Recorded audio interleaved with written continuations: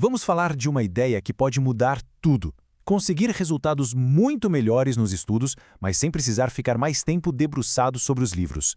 A gente vai mergulhar aqui em 5 hábitos que fazem exatamente isso, trocando o esforço bruto pela estratégia inteligente. Sabe aquela sensação? Passar a noite inteira estudando, relendo a mesma página várias vezes, o olho ardendo de cansaço, para chegar na hora da prova e dar um branco. Simplesmente some tudo. Pois é, se isso soa familiar, a boa notícia é que o problema quase nunca é falta de esforço, e sim a falta do método certo. E essa diferença fica muito clara quando a gente compara. De um lado tem a pessoa que está só ocupada, que parece correr em círculos, sempre com aquela sensação de sobrecarga e estresse. Do outro, a pessoa eficaz, que se move com um propósito claro, se sentindo no controle. O objetivo nunca deve ser estar ocupado, mas sim ser produtivo. E aqui está o pulo do gato. O sucesso nos estudos, na maioria das vezes, não tem a ver com ser um gênio ou ter um talento natural. Tem a ver com construir um bom sistema. Pequenos hábitos, quando praticados com consistência, superam de longe o talento bruto. E todo bom sistema começa com um alicerce, a base de tudo. O nosso primeiro hábito. É o planejamento diário que transforma a mera intenção de "vou estudar" em uma ação de verdade, com direção. Essa analogia é perfeita, né? Sem um plano, a sessão de estudos vira um caos. A gente pega um livro, aí para, olha o celular, depois pega outro. É muito movimento e pouquíssima construção de conhecimento. O plano é o que guia cada tijolinho que a gente coloca. E olha, o processo é bem mais simples do que parece. Antes de começar, é só definir de 3 a 5 metas bem claras para aquele dia. E o segredo é a especificidade. Falar estudar matemática é vago, dá até um desânimo.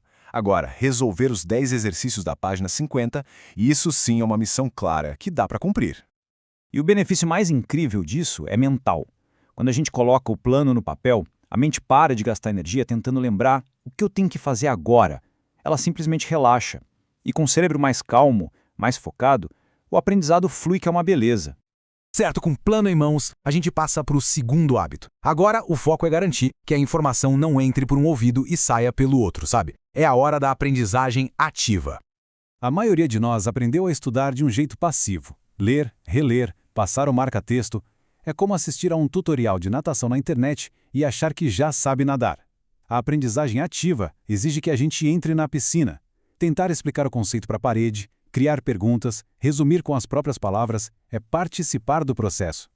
E tem ciência por trás disso, viu? Chama-se efeito de recuperação. Toda vez que o cérebro precisa se esforçar um pouquinho para puxar uma informação lá do fundo da memória, essa conexão neural fica mais e mais forte. É como se fosse uma musculação para o cérebro. O esforço é o que fortalece o conhecimento. Quer um teste super prático? Leia um texto uma única vez. Uma só. Depois, feche o livro e tente explicar o que acabou de ler em voz alta como se estivesse dando uma aula. Essa simples atitude de forçar a lembrança é muito, mas muito mais poderosa do que reler o mesmo texto 5 vezes. Vamos para o terceiro hábito, que pode até parecer contraintuitivo, mas é um dos maiores segredos de quem aprende de verdade: fazer pausas inteligentes. Aquela maratona de estudos sem descanso é uma armadilha perigosa. A lógica é bem simples. Nosso foco é um recurso limitado. Depois de um tempo, a atenção cai, a capacidade de reter informação despenca e o estresse só aumenta. Insistir em estudar com o cérebro exausto não é dedicação, é pura ineficiência. E uma ferramenta fantástica para organizar isso é a técnica Pomodoro. A ideia é trabalhar em blocos de foco total, tipo 25 minutos, e depois fazer uma pausa bem curtinha. Esse ritmo de sprint e descanso mantém a mente afiada por muito mais tempo. Mas, a qualidade da pausa é fundamental. Levantar, dar uma alongada, olhar pela janela, isso recarrega as energias. Agora, pegar o celular e ficar rolando o feed sem parar, isso só troca um tipo de esgotamento mental por outro. A pausa é para desconectar de verdade. O quarto hábito tem a ver com o palco onde tudo acontece. O ambiente de estudo não é um mero detalhe, não. Ele pode ser o nosso maior aliado ou o nosso pior inimigo na hora da concentração.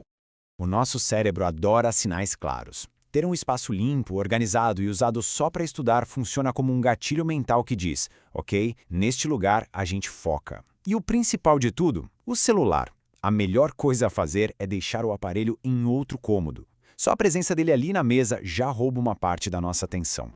Chegamos ao quinto e último hábito, aquele que meio que amarra todos os outros. Não adianta só trabalhar duro, é preciso saber se o trabalho está dando resultado. E é para isso que serve a prática da reflexão diária. Parar um pouquinho para refletir sobre o dia de estudos é como ter uma conversa com o próprio técnico. É o momento de analisar a jogada, ver o que deu certo, o que não funcionou tão bem e ajustar a estratégia para o dia seguinte. É assim que o esforço vira progresso de verdade. E não precisa ser nada complicado, não. Coisa de 5 minutinhos no final do dia. É só se perguntar: o que eu consegui fazer hoje? Qual técnica me ajudou mais? Onde foi que eu perdi tempo? As respostas são um verdadeiro mapa para otimizar o aprendizado dia após dia.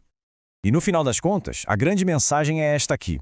O que separa quem tem sucesso nos estudos de quem só se esforça sem sair do lugar não é o talento, mas sim a disciplina de aplicar os métodos certos. Sempre, dia após dia. É um jogo de consistência. Tentar implementar tudo isso de uma vez só pode ser paralisante. Por isso, o desafio é bem simples. Escolher apenas um desses 5 hábitos, um só, e se comprometer a praticá-lo durante uma semana. São essas pequenas mudanças que, quando mantidas, criam um efeito bola de neve gigantesco. Um hábito leva a outro, e quando a gente menos espera, a forma de estudar se transformou por completo. O processo fica não só mais eficaz, como também muito menos estressante.